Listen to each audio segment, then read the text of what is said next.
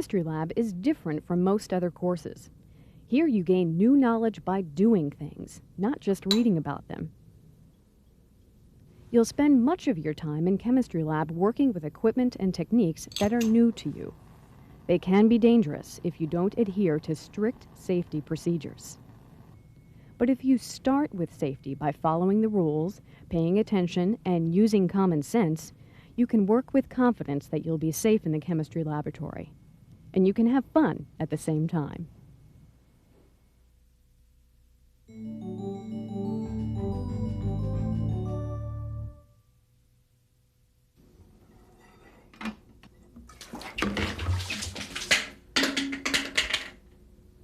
Handling chemicals safely means following rules designed to keep them from contacting your skin and eyes, or someone else's. One important safety rule is, always use small containers that you can control easily. Ignoring this rule can cause accidents. If you have an accident, always inform your teacher. Pouring from small containers is far safer. Accidents can also happen when mixing chemicals. Is this okay? Looks fine. You can go ahead and get started. Okay, thank you. To be safe, only mix chemicals when your teacher says to. Read the instructions for the experiment all the way through first, before doing anything.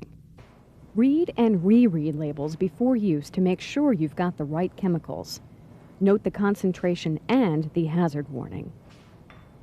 Accidents can happen when the wrong chemicals are mixed together, or when the right chemicals are mixed together in the wrong way. Make sure to follow your instructions exactly. For example, suppose you have to dilute concentrated sulfuric acid with water. You might think you could mix them together any way you wish. But there's an important rule for diluting concentrated sulfuric or phosphoric acid that should always be followed. Add the acid to the water, never the reverse. Remember it by the initials AA, add acid. Watch what happens when you don't follow this rule.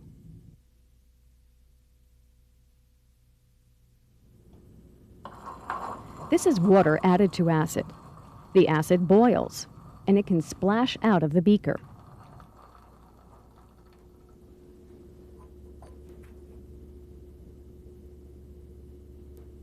When acid and water are mixed correctly, there's less danger. Acid is poured from a graduated cylinder or beaker down a stirring rod into the water. Whenever you work with chemicals, there's a chance of spills. A work tray under your setup will help contain them.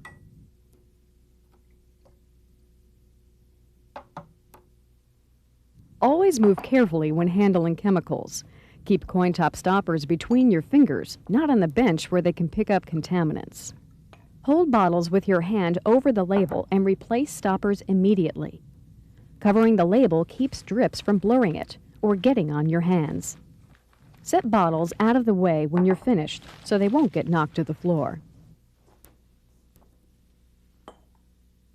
When handling chemicals, always keep them away from your face. Never taste anything to see what it is, and don't touch it or smell it directly from the bottle either. Small amounts of some chemicals, even vapors, can harm your eyes, mouth, and nasal membranes. There's a safe way to smell a chemical indirectly, if your teacher gives you permission. Hold it away from your face and waft the vapors to your nose. That way you won't get a strong whiff of them directly. Certain chemicals give off vapors. They're called volatile chemicals. You should work with harmful volatiles under a fume hood. Your teacher will tell you what these chemicals are. Chemicals should be kept pure and uncontaminated. One way to prevent contamination is to use only clean glassware.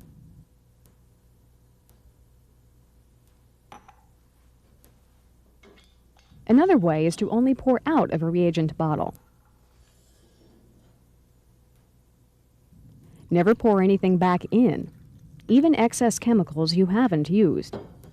It's better to waste the excess than to risk contaminating the entire bottle with particles from around the lab.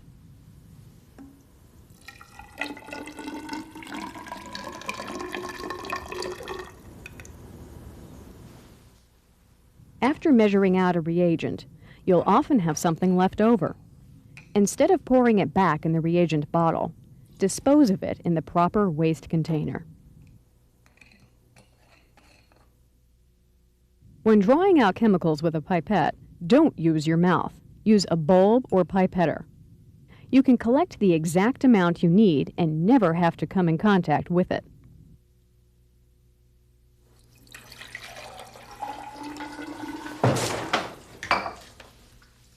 At some point in your laboratory work, you'll probably spill something. You should report spills immediately. Stay away from the spilled chemical and let your teacher clean it up.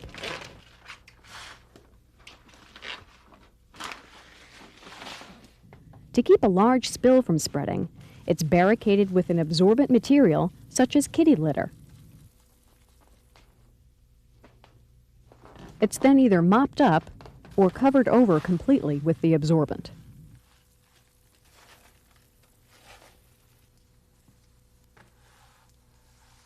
The absorbent and chemical can be swept up with a broom. What's done with the residue depends on the type of chemical it contains. Your lab should have a container for each type of waste. Don't throw waste chemicals down the sink unless your teacher says it's all right. Waste paper that's not contaminated by chemicals goes in a conventional trash can. And broken glassware goes into a separate container. The last chemical handling safety rule to keep in mind is to clean up when finished.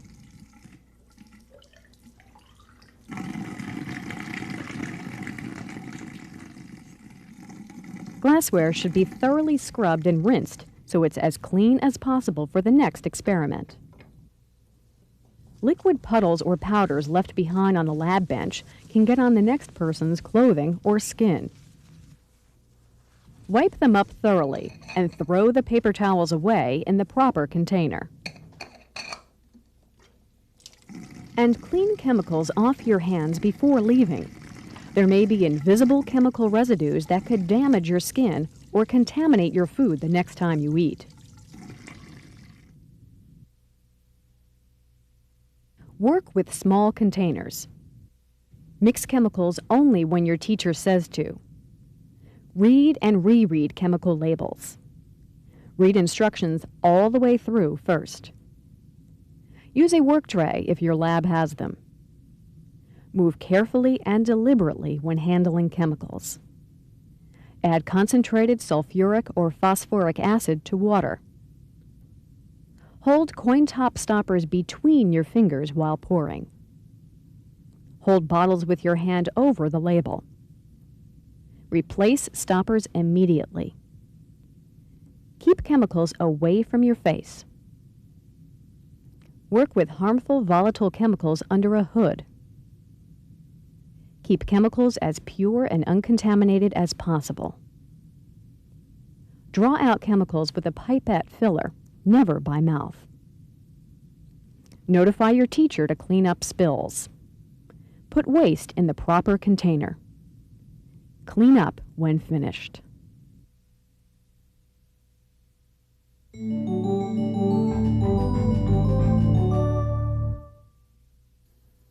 The main heat source in most chemistry labs is the Bunsen burner. It produces an open gas flame burning at a high temperature. There's always the danger of an accident if it's not used properly.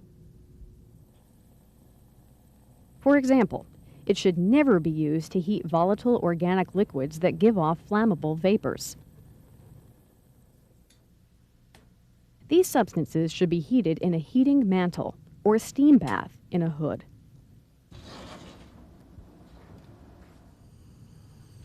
But for most other substances, a Bunsen burner is an ideal heat source when used properly.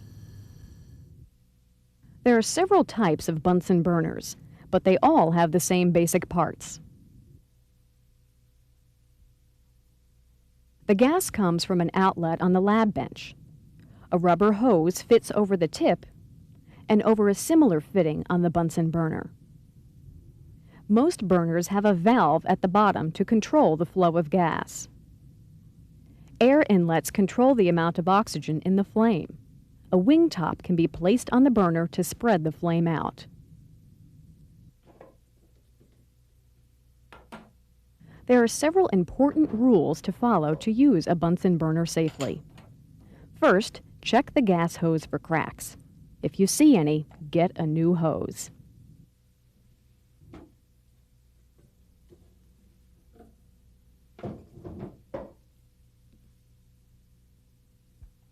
Make sure the hose fits securely on the gas valve and on the Bunsen burner. The gas valve at the bottom of the burner should be open. You can light a Bunsen burner with a striker or a match. Open the gas line valve and light the burner.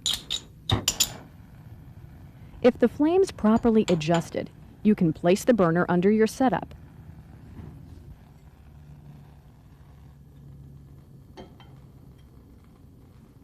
When using a match,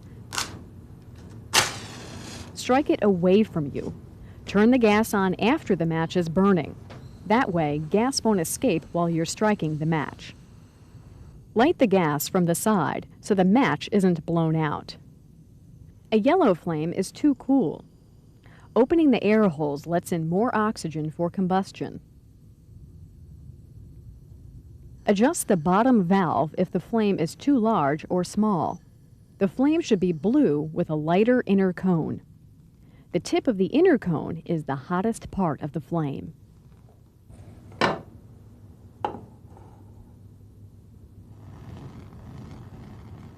If the flame begins to sputter or flare, turn the gas off immediately. Also turn the gas off immediately if the flame goes out. Unburned gas escaping into the room could ignite and cause an explosion. Even when the burner seems to be working properly, if you smell gas, turn it off. Cracks or stars in glassware are dangerous. They can break open when it's heated.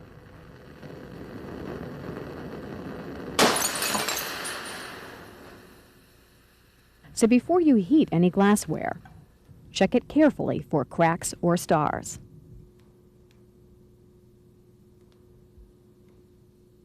Flat-bottomed containers are normally heated on a wire screen on a ring stand. Erlenmeyer flasks and other narrow-necked containers should be secured to the stand with a clamp.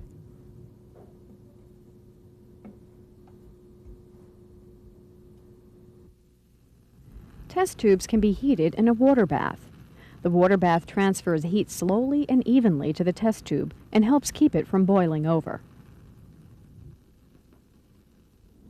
You can also heat a test tube directly in the flame. Hold it at an angle while moving it back and forth to distribute the heat evenly. Aim it away from yourself and your neighbors in case it boils over. Only heat containers with openings. A boiling liquid changes to gas, which must be able to escape. Gas can't escape from a closed container, and the pressure that builds up can burst it. Be extra careful when working with heated equipment. Hold hot glassware in beaker tongs, never your hands.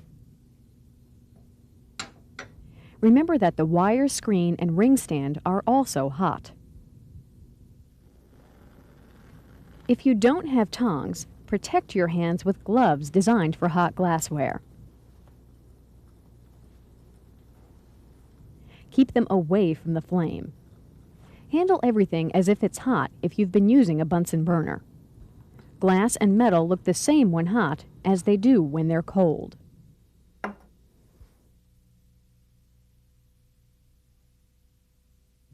Heat volatile organics in a heating mantle or steam bath in a hood, not over a Bunsen burner. Check the gas hose for cracks. Make sure the hose fits securely on the gas valve and Bunsen burner fittings. Stand back from the burner while lighting it. Strike matches away from you. Turn on the gas after lighting the match. Turn the gas off immediately if the flame sputters, flares, or goes out, or if you smell gas. Check glassware for stars or cracks. Clamp narrow-necked containers to the ring stand. Move test tubes back and forth through the flame at an angle while heating. Don't heat closed containers.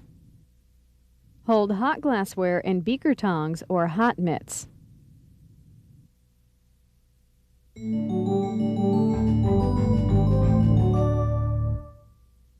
Thermometers are one of the most important tools in the chemistry laboratory. They're easy to use, but since they're usually made of glass, they have to be handled properly. One common misconception is that lab thermometers have to be shaken down like medical thermometers. Shaking is totally unnecessary, and it can be dangerous. The liquid inside can move freely up and down on its own without shaking. Some lab reactions take place at higher temperatures than an alcohol or mercury thermometer can stand. The temperature of oxidation in a Bunsen burner flame is around 600 degrees Celsius. That high a temperature will vaporize the liquid inside. The resulting pressure will break the glass. But most lab experiments are conducted at temperatures from 120 degrees Celsius down to minus 20 degrees. And for that range, either a mercury thermometer or an alcohol thermometer is suitable.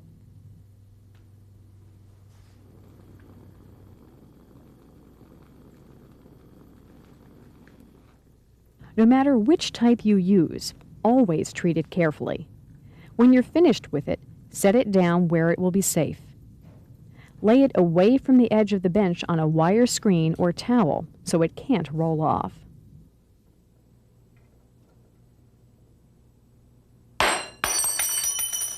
When a thermometer breaks, the glass and any liquid that spills out must be cleaned up and disposed of properly. This is a job for your teacher. Glass fragments can be swept up. If any alcohol happens to escape from the glass, it can be wiped up with a paper towel.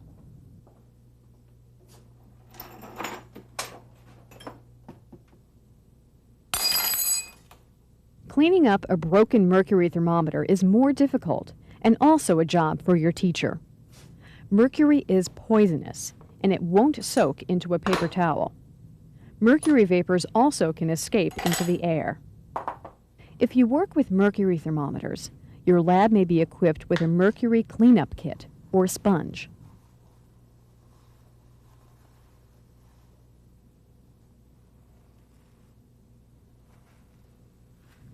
The kit and broken glass should be disposed of in the proper container.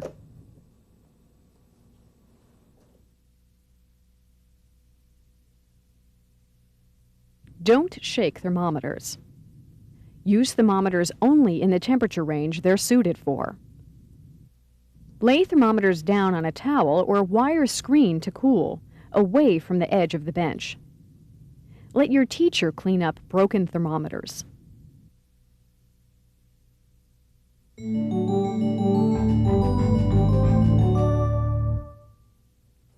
The most common lab injuries are cuts from broken glass, especially glass tubing. A typical accident comes from using too much force to push a tube through the hole in the stopper. One way to avoid this kind of accident is to use an inserter. First, dip the Teflon tip in a glass lubricant such as glycerin. Then push it through the stopper. Remove the tip and slide the tubing through the hollow inserter shaft. Removing the shaft leaves the tubing behind. Make sure to wash the lubricant off the tubing and stopper before using them, and replace the Teflon tip so it doesn't get lost. To remove the tubing, take out the tip and lubricate the end of the hollow shaft. Push it through the stopper hole around the tubing.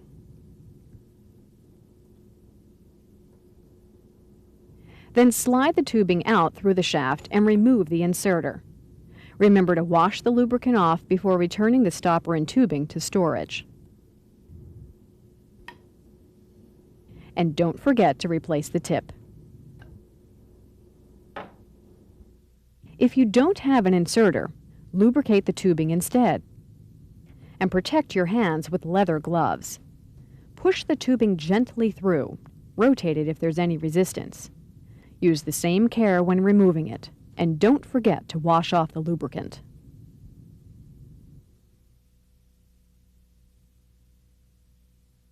Use an inserter to place glass tubing in a stopper or remove it. Or lubricate the tubing and protect your hands with leather gloves.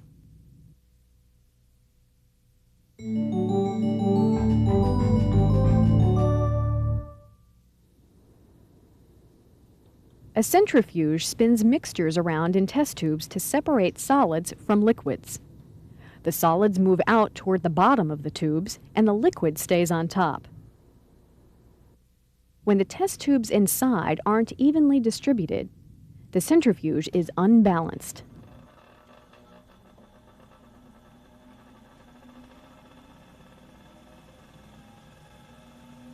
It vibrates like a washing machine with an unbalanced load. If the vibration is bad enough, it can fall off the bench top.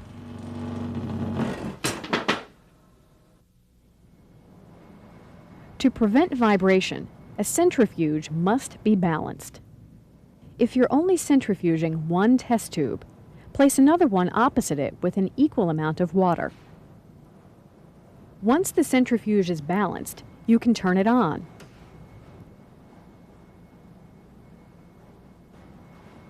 When it's finished, turn it off. Then wait till it stops spinning on its own. Never try to stop a centrifuge with your hand.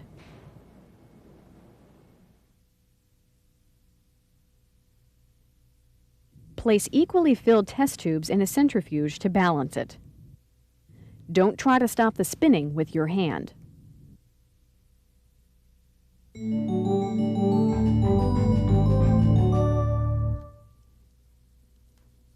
A safe lab session starts with proper clothes. You must wear clothing and equipment that will protect you from chemicals and flames, and at the same time, stay out of your way.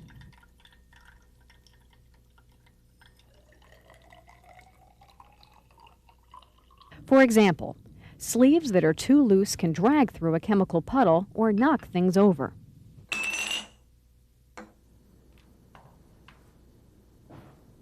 The wrong material is also dangerous, as this mannequin demonstrates. Fuzzy sweaters or filmy fabrics can easily catch on fire.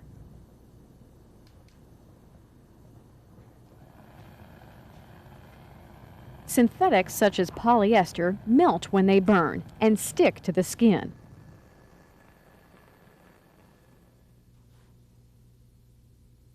The right kind of clothing includes sleeves and shirts that fit fairly close, but aren't too tight to restrict movement. And fabrics made of sturdy cotton or wool that won't melt and stick to your skin. A lab apron keeps most splashes off your clothes. But you should still wear older clothes underneath in case any chemicals get past the apron. Legs are vulnerable to chemical splashes and broken glass if you drop something. So long pants or a long skirt should be worn to protect them. Open shoes can't protect your feet from spills. Closed leather shoes are much better. And shoes made of cloth or woven material can absorb spills and hold harmful chemicals against your skin. Besides wearing the right clothes, there are other precautions you should take to avoid accidents. Tie up loose, long hair. It could knock something over or even catch fire. Remove rings and watches. They can trap corrosive chemicals against your skin, and the chemicals can damage your jewelry. Your eyes are the easiest to hurt and the most important to protect. Don't wear contact lenses in lab. They may trap chemical vapors against your eyes. If that happens, your eyelids may go into spasms that make it impossible to remove the lenses and wash out the chemical. always wear goggles with side shields to completely protect your eyes, even if you're already wearing glasses. And finally, protect your hands. Never use bare hands with concentrated acids, bases, or other reactive chemicals, such as concentrated hydrogen peroxide. Your teacher will tell you what type of gloves to wear to work with these chemicals. With the right clothes and protective equipment, you can work with laboratory chemicals with confidence and safety.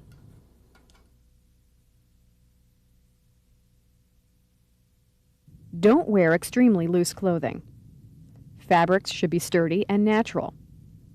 Wear older clothes and cover them with a lab apron. Wear long pants or a long skirt to cover your legs. Wear closed leather shoes to protect your feet. Tie up long hair. Remove rings and watches. Take out contact lenses. Cover your eyes with goggles with side shields. Protect your hands with the right kind of gloves.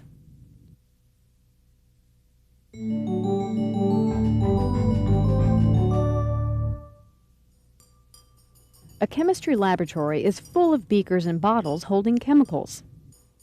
Fooling around can have disastrous consequences. You could scar yourself or others for life, even cause blindness.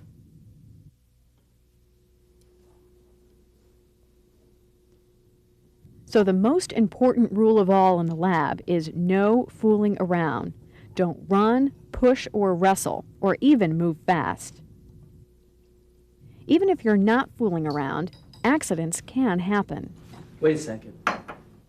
Personal belongings in the middle of aisles can trip someone.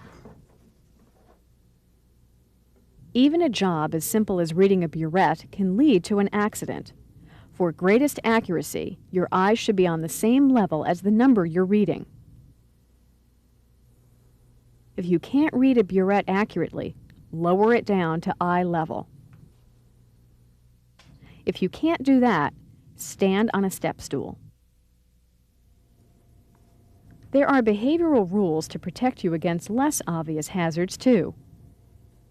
Applying makeup may seem harmless enough, but chemicals and vapors and spills in the lab can contaminate it.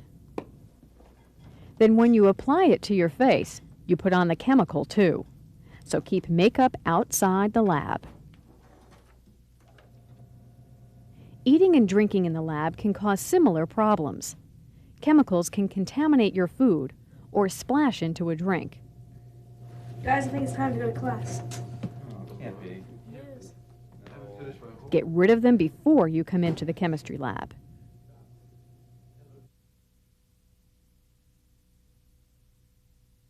Don't fool around in lab. Keep aisles clear of personal belongings. Stand on a step stool when you have to reach. Keep makeup in your purse. Keep food and drinks outside.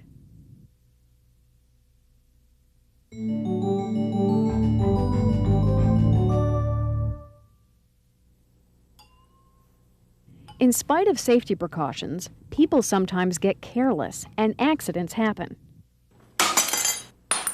That's why a well-equipped chemistry lab has emergency equipment to take care of them. If you've cut yourself, wash the wound to remove any chemical traces. Make sure there are no pieces of glass in the cut. Dry your skin carefully so a bandage will stick. Let your teacher put the bandage on the cut. Notify your teacher whenever you have an accident. And make sure to get immediate medical attention after any injury in the lab.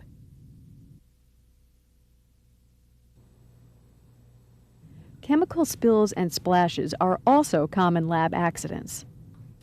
Ah! Are you okay? My eyes. Let's go wash them out. If a chemical hits your eyes, wash them immediately in an eye wash fountain. Hold your eyes open and roll them around so the water can wash them thoroughly. You shouldn't be wearing contacts, but if you are, get them out as soon as you've given your eyes a good initial rinsing. Continue washing for at least 15 minutes. Then see a doctor immediately to check your eyes for damage. Non-corrosive chemical splashes on bare skin should be rinsed off in the lab sink with plenty of water.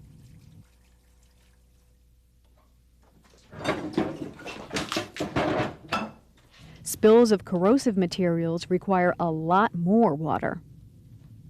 Don't wait till you feel pain from the chemical. Head for the safety shower immediately. Rinse your body thoroughly as fast as possible.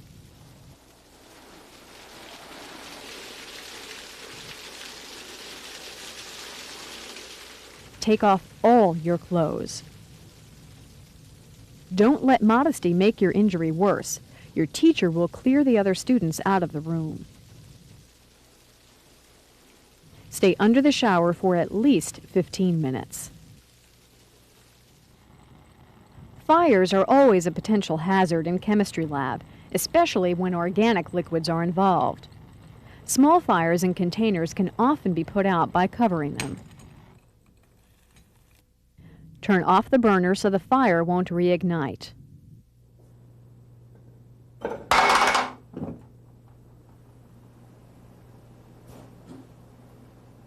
Larger fires require a fire extinguisher. It should be operated by a teacher, not by a student.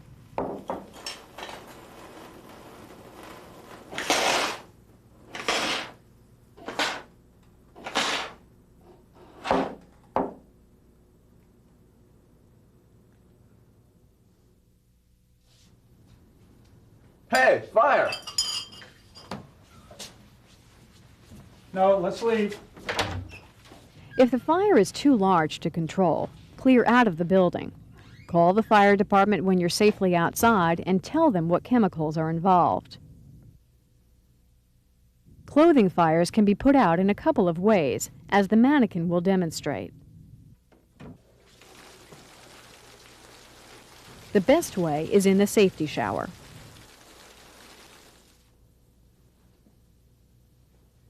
If the shower's not close by, the rule is stop, drop, and roll.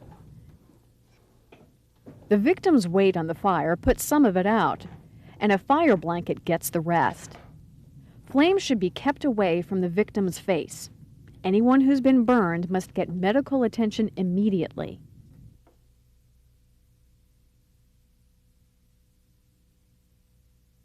Clean and dry the skin around a cut before a bandage is applied.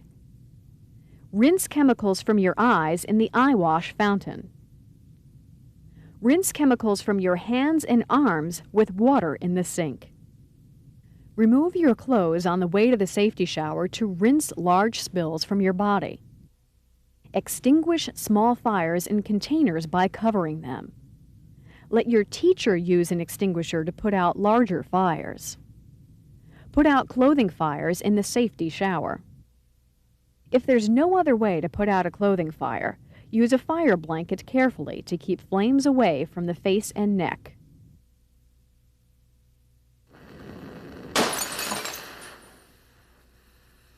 The accidents in this program may look serious, and many of them are.